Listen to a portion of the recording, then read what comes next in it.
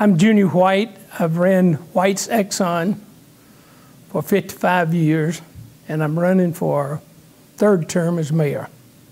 Okay. Question number 1. Some of the latest downtown projects underway and others recently announced are helping expand downtown's vibrant footprint. In addition to these, how should the city go about encouraging infill development of abandoned or vacant sites? For example, some of the sites around the new AC Hotel or even between downtown and Drayton Mills. Well, behind the AC Hotel, we've already got some projects coming there. We voted on it just a couple of weeks ago. Drayton, you know, it's revitalization of mill towns or mill hills is pretty difficult, but they've done a lot of work over, and young people is moving into these houses, buying these houses and moving in. So naturally, that's good for a community when you get, you know, younger people in a community. They want more things and better things. So they're working on that. It's been done. It's going to take a little time, but there's been a lot of progress in the last 20 years over there. Okay. Question number 2. Like many growing cities, Spartanburg is seeing a shortage of affordable housing for its residents.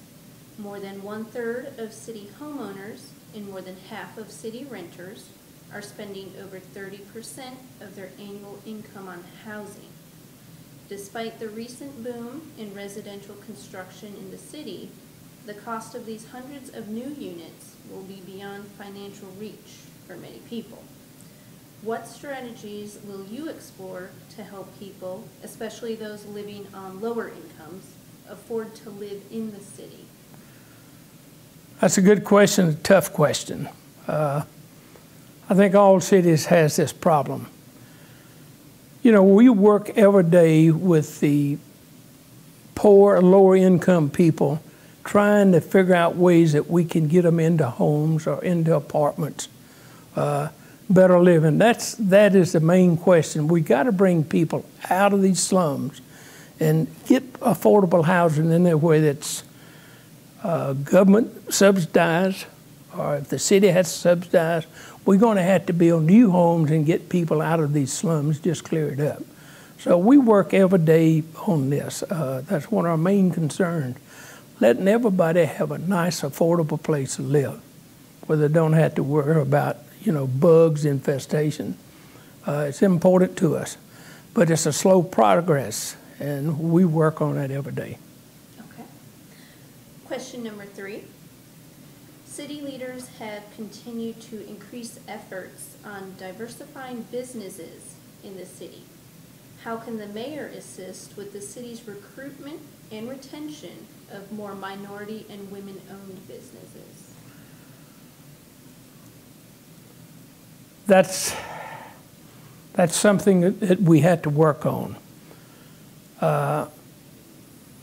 Everybody now is beginning to recognize how important it is to have women, have more diversification downtown. We can actually, you know, we could make it easier for some business to come in by reducing tax in the beginning. And just help them promote the business.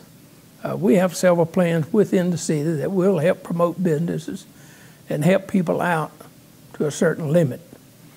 But that's something, you know, like I say again, it's all cities are fighting, and it's a tough situation. But we've made a lot of progress in the last 10, 15 years in Spartanburg, and we continue to do that every day. Question number 4. City Council's recent vote to build an indoor pool at the future Dr. T.K. Gregg Community Center will require the city to put more financial resources toward the project than initially anticipated, and potentially will delay other community development needs in the city. City staff has noted that for the city to maintain and operate the indoor pool, significant funding could be pulled from the Parks and Recreation budget. If so, how do you propose the city address its list of Parks and Rec needs? Well, I don't think the Parks and Recs needs are going to be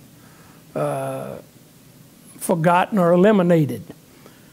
The pool is a big budget, but we've been debating this for the last 6 months. And so many people up in that section, up in the north side, they don't enjoy the things, same activities we do.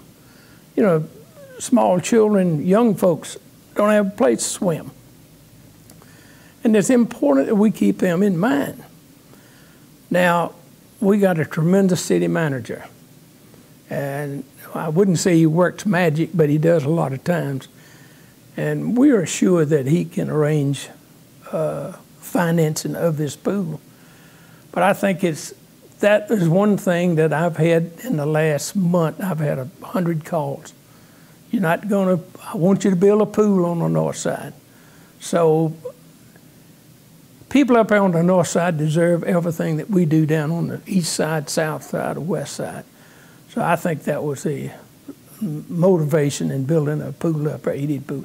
And it will not only be used by the north side, but, you know, the hospital and the schools.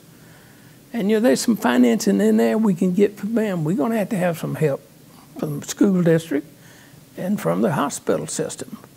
I think we can make it work and not take all our funds away from the trails. We'll still have funds to operate. We would never, as a city council, we'd never voted in favor of that if we thought it was going to deplete our resources. We'll have money available. It might get a little tight, but, you know, when you go out to eat, you like dessert, we just might have to cut the dessert out.